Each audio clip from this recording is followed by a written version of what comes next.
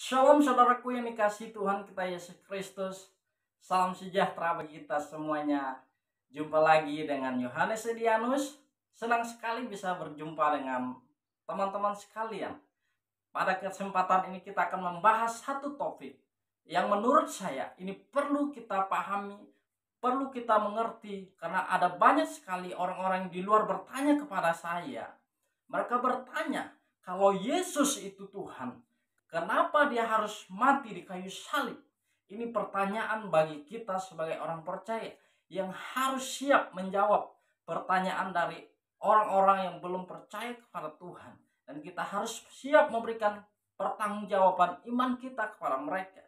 Kenapa? Kalau Yesus itu Tuhan, kenapa dia harus mati menanggung dosa umat manusia? Nah, saya akan menjawab pertanyaan ini berdasarkan firman Tuhan, bukan berdasarkan pengalaman pribadi.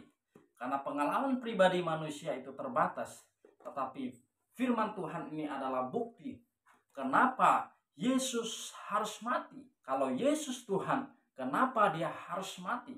Kita akan membaca dalam satu bagian firman Tuhan yang jauh sebelum Yesus hadir ke dalam dunia ini sudah dinubuatkan oleh Nabi Yesaya. Di dalam Yesaya pasal 53 ayat 4 dan ayat 5, demikian firman Tuhan. Tetapi sesungguhnya penyakit kitalah yang ditanggungnya, dan kesengsaraan kita yang dipikulnya. Padahal kita mengira dia kena tulah, dipikul dan ditindas Allah, tetapi dia tertikam oleh karena pemberontakan kita. Dia diremukkan oleh karena kejahatan kita. Ganjaran yang mendatangkan keselamatan bagi kita ditimpakan kepadanya, dan oleh bilur-bilurnya kita menjadi sembuh.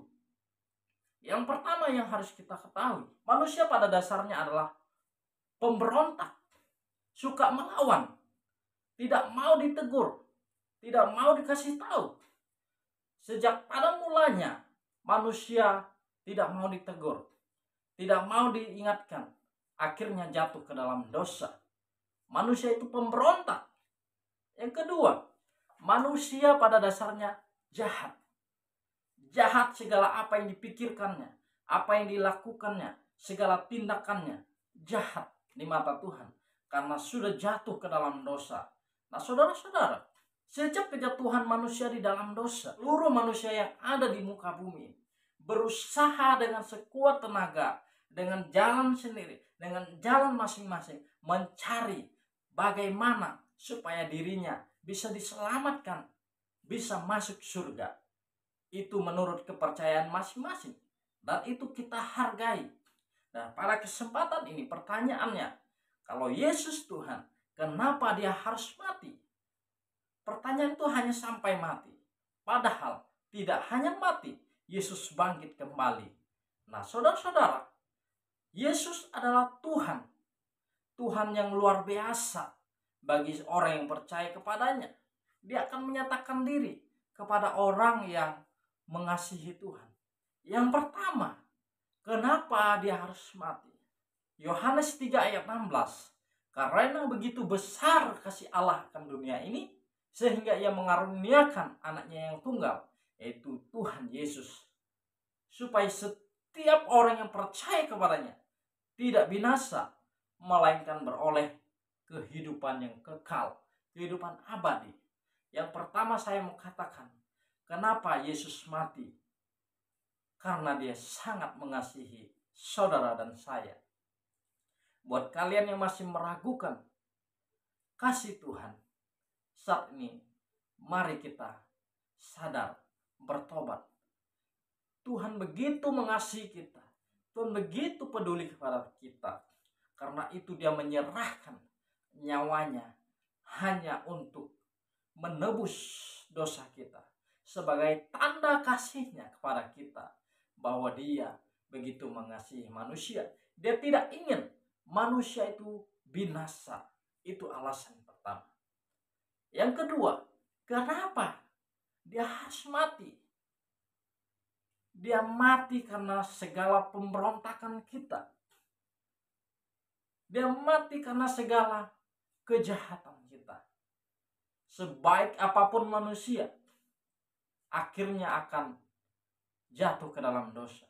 Karena manusia memiliki kedagingan. Manusia adalah manusia yang lemah. Kadangkala jatuh dalam dosa. Karena manusia tidak mampu, tidak sanggup menyelamatkan diri dari dosa, dari kebinasaan, dari kematian kekal. Karena setiap orang pasti akan binasa. Orang yang tidak percaya kepada Tuhan pasti akan binasa. Tapi setiap orang yang percaya pada anugerah yang telah Tuhan berikan pasti akan masuk surga. Itu adalah alasan kalau Yesus Tuhan, kenapa dia harus mati? Karena tanda kasihnya kepada kita, tanda cintanya, sayangnya kepada kita. Dia rela mengorbankan dirinya untuk menebus dosa kita. Tidak ada orang yang lebih baik. Tidak ada satu manusia pun yang berani mengorbankan nyawanya, bahkan orang tua, kepada anaknya. Hanya Tuhan yang berani mengorbankan diri untuk menebus dosa kita. Karena itu mari kita bersyukur atas segala kebaikan Tuhan. Dia begitu mengasihi kita. Karena itu percayalah bahwa kematiannya di kayu salib hanya untuk menebus dosa kita. Bukan karena pelanggaran dia. Dia adalah orang yang kudus, yang tidak bercacat celah. Tapi karena pelanggaran kita, dia menebus hidup kita. Dan ingat, Yesus tidak hanya mati, bahkan dia bangkit kembali. Itu menunjukkan bahwa dia Tuhan. Tidak ada manusia pun yang setelah mati kemudian bangkit kembali. Tetapi Yesus mati, dan 3 hari sesudah itu dia bangkit sesuai dengan apa yang dia ucapkan, apa yang dia perkatakan, bukan kata orang lain, dan sesuai dengan kitab suci. Sebab itulah kita harus percaya bahwa apa yang diucapkan sesuai dengan perkataannya, sesuai dengan kitab suci. Demikianlah renungan firman Tuhan yang singkat ini. Biarlah kiranya melalui firman Tuhan ini kita semakin hari dikuatkan oleh Tuhan. Kita semakin hari yakin bahwa kita dipilih hanyalah karena anugerah Tuhan. Tuhan Yesus memberkati kita semuanya. Amin.